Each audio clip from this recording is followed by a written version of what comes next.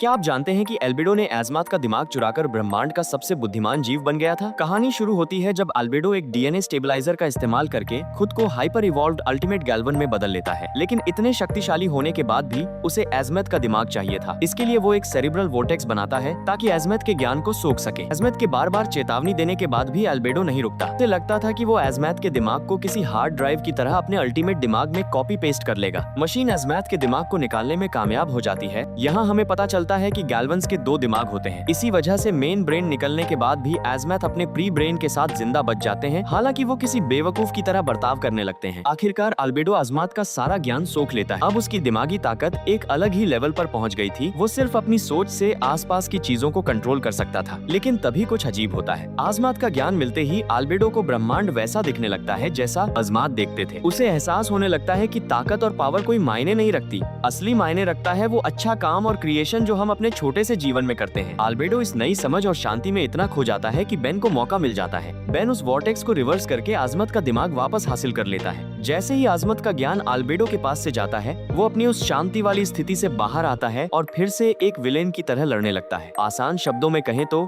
Ultimate Galwan बनने के बाद भी एल्बिडो एज़मत की बराबरी नहीं कर पाया। वैसे दोस्तों, आपको क्या लगता है, एज़मत ज्यादा इंटेलिजेंट है या टोनी स्टार्क?